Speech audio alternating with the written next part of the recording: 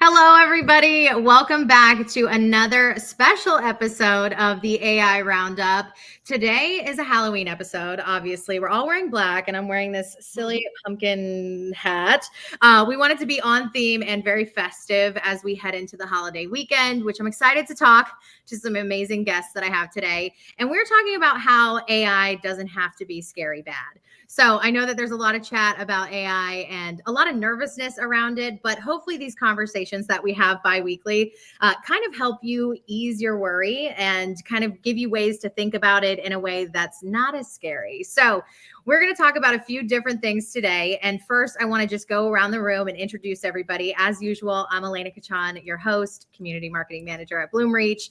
And I'm going to toss it to Ashley, and then we'll go around the room and introduce everybody. Hello, everyone. My name is Ashley Gross. I'm the Global Campaigns Marketing Manager at Commerce Tools, and I'm happy to be here today. Thanks for joining. Hi, everybody. I'm Lindsay Munn. I'm a content strategist at Bloomreach. And I'm actually heavily focused on testing messages and topics and content formats. So kind of hoping to add some perspective in that way to this conversation on AI. Hey everyone, I'm Dominique Turner. I'm a PR and communications specialist at Bloomreach, working on a lot of corporate communications and media relations. I love this group because you all touch a different piece of marketing that all has to do with testing and copy and relationships and writing. So I thought it would be cool to talk about copy. And I know that AI is kind of your go-to thought in terms of like, how is AI going to help me level up? It's writing. No one really wants to write other than you, Dominique. You're like the resident writer over here. But I want to hear from y'all. How are you guys using AI right now? What are you thinking about when it comes to up-leveling your marketing and content? How is it making your life a little easier? Maybe Ashley, you can kick us off with this one. Yeah, happily. So I use AI to up-level my marketing in every aspect that I can. And what I mean by that is any aspect of my job that I'm not crazy about, such as writing webinar talk tracks, some of the clanky work that takes a lot of time, organizing events, I mainstream that with AI so that I can get back to doing what I like to do. Because when I'm happy, our customers are happy, our brand's happy, our culture's thriving. So everything and anything that I find mundane or takes a lot of time, I insert AI for. That seems to be the theme. So. Yeah, as I say, same here. Whenever you have something that's very time intensive, but it doesn't require a lot of creative energy. So one of the ways we've been using it is actually to take survey data and summarize that data. So instead of us kind of aggregating it from different sources, point it into a spreadsheet, we're able to say, hey, ChatGPT, give me 3 to 5 themes that you're seeing in some of these survey responses, and we'll go back and check them, of course. But that gives us an idea of what kind of to go for in terms of what content to create. I love that. Sentiment analysis and just like congregating data, I feel like is kind of underrated, underutilized. So I'm glad you mentioned.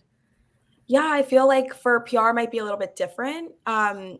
Like you said, a lot of my job is writing. And for me, PR has always been a very much people-oriented business. So whether that's how I talk to reporters or even just what I'm looking for from our executives, a lot of it can't be necessarily mainstreamed by AI, but I will use AI to just help me with a lot of little tasks throughout the day and throughout my week. So whether that means kind of just need some help putting an awards entry in. If you're in PR, you know that awards mean a lot for a company and perhaps your client.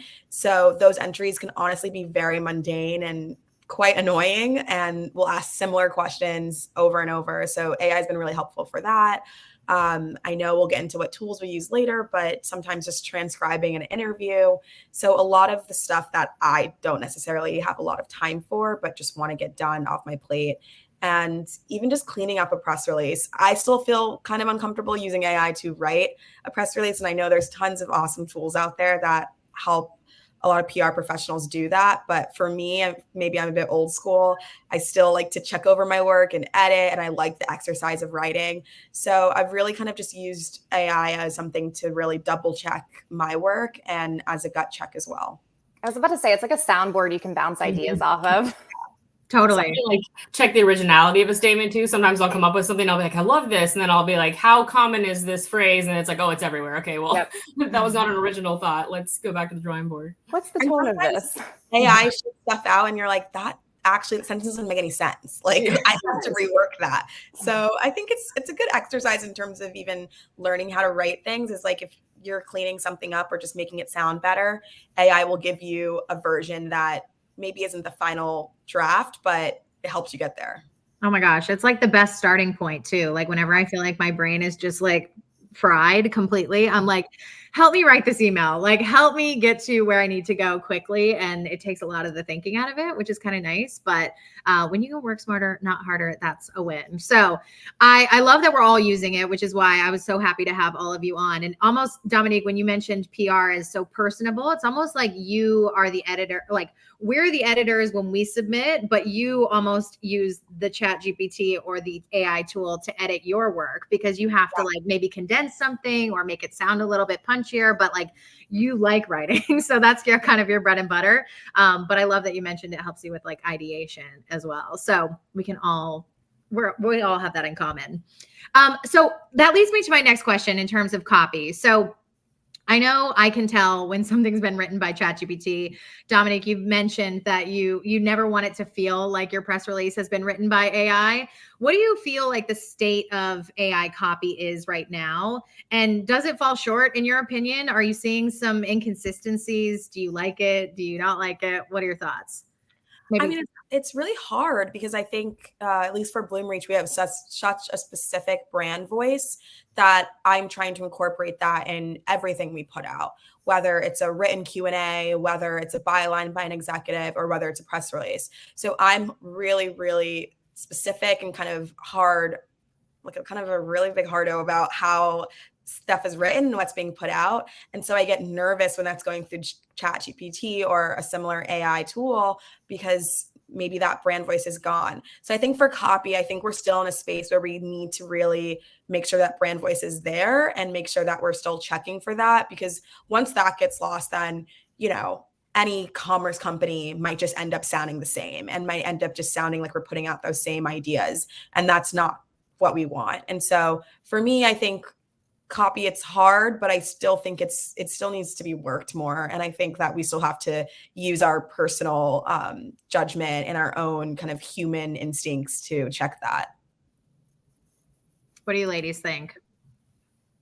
Yeah, absolutely. I think, you know, what we're seeing in terms of the state right now, it's really like we just talked about, it's a productivity, it's an efficiency enhancer. But where it kind of falls short is, and I'm going to quote one of our colleagues who's kind of our internal AI innovator. One of the things he said to me that really stuck out was AI has this risk of potentially turning the world very beige right now because it's generating very light content for most people, because obviously it's learning on a set of data that already exists. So it's not going to come up with anything new or revolutionary or even a new lens on an existing concept. And that lack of creativity, I think, is where our human element comes in. That's where we have an opportunity to step in and say, this is great summary data. Now, how do I take this and make it something interesting? Or how do I format it to be consumed by people how we expect to consume content today, which is typically short form, heavy hitting, main idea up front. So kind of turn it on its head, basically, from what you get from the AI. Yeah. I mean, to summarize what both of them said so well, I think that the good is a generative AI on its worst day can still churn out more words than I can on my most overcaffeinated day. But the work in progress is it's like a robot writing a love letter. We still need the strategy, the vision, and the human touch. I do think that it's evolving at such a rapid rate that it's crazy what problems it's starting to solve. And we're definitely seeing it get smarter and smarter. But at the end of the day, as it gets smarter, we also need to get smarter so that we can learn how to enhance our workflow with these tools and not the other way around. We need to move with the technology, I think. I love that you said love letter by a robot. Like, have you ever asked ChatGPT to actually write you a love letter? Because it is quite hilarious. If you haven't, for the listeners, go watch it or go try it just to see what it comes out with, because it is so like Comical. eloquent and like so ridiculous. Like you would never use those words. You're like, oh my gosh, if only, which is just so funny. But I totally agree with all of those sentiments. And I guess what you mentioned, Lindsay, I thought was really interesting about turning the world beige. Like no one wants to feel like they don't have original ideas or something new or something innovative. And I know thought leadership is big. So how can brands kind of use the tools, but still maintain an opportunity to stand out? Is it the humans? What is it? So maybe Ashley, you can kick us off with that one. Yeah, I would just say from a holistic perspective, look at the problems that you need to solve right now and then insert generative AI to help you solve those problems. Don't do it in the reverse order, because generative AI is only going to solve a problem if you know what that problem is and you can communicate it well. That would be my biggest piece of advice. I also think being super specific as possible, will help, because if your prompt is generic, your answer is going to be also generic. So how can you get as specific as possible? And I think that goes into your point of like knowing exactly what you need from it. Because if you're just going in with like a high level, it's going to give you something that's not impactful at all. So it also like humbles you, because you realize you're not as good at communicating as you think you are. it's like a training course on how to be very clear and concise and just like to the point. Exactly. And I think, one way to kind of use it on both sides to quickly generate content ideas. Again, I focus a lot on testing new ideas and thinking, are there things that we should eventually, assume into our brand voice? So maybe saying like, hey, ChatGPT, give me 5 options for a headline for this article, or give me some email subject lines to then go out and test over the course of this nurture. So that then you can say, okay, if one of these ideas is resonating typically with our audience, then we have an opportunity to really dig in, make it our own, kind of bring some unique elements to it, and really make it part of the Bloomreach voice once we know that this message overall is resonating. So instead of trying to come up with 20 ideas on your own, just, within seconds, you have options to start kind of testing with your audience. Yeah. I think for me, it's sometimes really hard to come up with what's understand like what in the newscape is popular and what's worth talking about and what's actually worth focusing on. And so kind of to Lindsay's point, just to use AI to give me like the most, talked about, marketing trends right now or what's going on, and seeing then how I can fit those into what's going on at Bloomreach and then pitching that out to a reporter. Like that is kind of where I've found that AI has been helpful, is like kind of using it as that beginning in the creative process. And I think that's really where you can kind of have your brand stand out, is like, hey, we're talking about what's most popular, but we're using, what's special to us and talking about it that way. I love when you ask it to like give you a list of ideas. Lindsay, you might have experienced this. I mean, we all probably experienced this. And like, it'll be like 9 of them are trash. And then that one that sparks your own idea that like turns into gold. And you just needed that little push to get you over the edge. Like all of them are kind of like, I didn't really have a strong connection to any one of them. But then you come up with your own based on the list because you saw those words next to each other. So I've had that happen. And I feel so cool when I'm like, oh, it was like my idea, but inspired by ChatGPT. I love that. It can literally be one word, I feel like, too, that'll spawn a whole campaign or something. And I really love what you said, Dominique, about kind of bookending the process with AI. Like we started to like, get rid of the writer's block, jumpstart your copy. Then we do all the creative stuff in the middle. And then it's like gut check at the end. So it's kind of cool that it wraps it all up. I like that perspective. Yeah. I totally agree. So I wanted to hear from you guys, and I think tools are a big piece, because I think we could talk about AI all day, but then people are like, okay, how? Like, what am I using?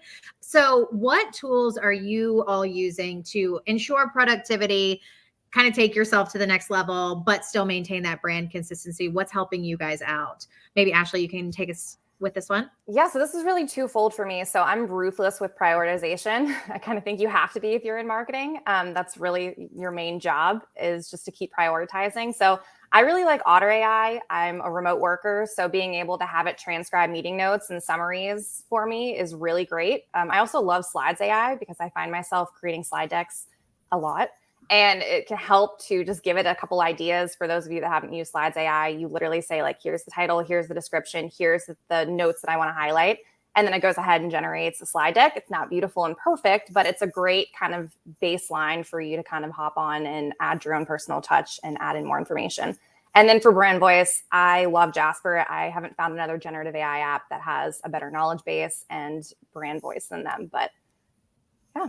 I would say that's a great list. Yeah, that's an awesome list. What about you, Lindsay? So there's kind of 3 areas that we're kind of testing, always using different ones. One is the idea of using image creation. and not necessarily images to put out with your content, but images to communicate internally. So I'm trying to communicate with my design team, and me being a word nerd, like I'm thinking like, how do I articulate this with as many words as possible to explain what I want, to someone who's typically coming at it from a visual perspective. So instead I take those words and I plug them into, ChatGPT or DALL-E, and I say just, hey, what would be an image that would communicate this? And so I include that in the design brief, and it cuts down on all that prep time. It cuts down on the back and forth with the other team trying to figure out how do we get to the visual that we need. Or even storyboarding videos. These are the elements we need for the video. Now the design team has something to work with as opposed to trying to guess what we were trying to communicate, with our words. So I think it can help from a team collaboration perspective a lot. The other ways we've been using it, we're using some internal search tools that are really cool that can help us search all of the knowledge banks that we have internally to easily, it's almost like an internal ChatGPT to get to all of that information quickly and easily. And that's been like a major game changer for me personally, just being able to tap into all the great content that exists with our organization from different teams and think about how that could be meaningful for our audience. So those are kind of some of the primary ways I've been sort of experimenting with it lately. So smart. Easy access. Jasper AI has been so great for our team. Like I said before, it kind of takes in that information and takes in our brand voice and really just lays it throughout whatever I'm working on, whether it be a press release or a byline or especially awards. So that's been really great.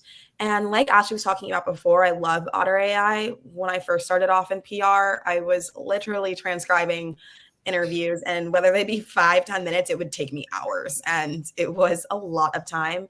So with Otter AI, whether it's a simple one-on-one with our CMO or a reporter interview that's way more formal, having that being already transcribed, taking the notes, and I've literally copy and pasted the notes and sent them over to the reporter as like a, hey, just wanted to remind you, this is something that was said that we thought was great.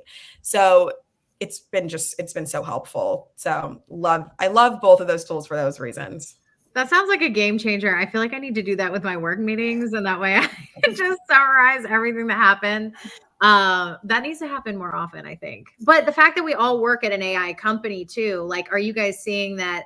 I mean, I feel lucky that, it's such a hot topic, but like we're on the forefront of this. I mean, maybe Ashley, you can speak to, just being on the forefront. I even saw on your LinkedIn, you mentioned that you're an AI enthusiast. Like, what does that mean to you? Are you kind of like feeling the women in tech and the AI and like you're just kind of like it's all around, or what's your thought process on that? That's kind of an off script question, but it is. Well, I don't work for an AI company, but I would say at the forefront of this movement in general, I just see so much creativity and just so many opportunities for companies to come in and solve problems that we as marketers have had for a long time that we haven't had solutions to. That's what excites me and makes me enthusiastic, I would say, is just having technology actually work for you and not having it be something else that you have to learn for a short amount of time. Like, we already know that this is a sustainable movement. It's going to be around for forever. It's already been around for so long. I think we just kind of took a minute to catch on to it. And I think ChatGPT really boomed all,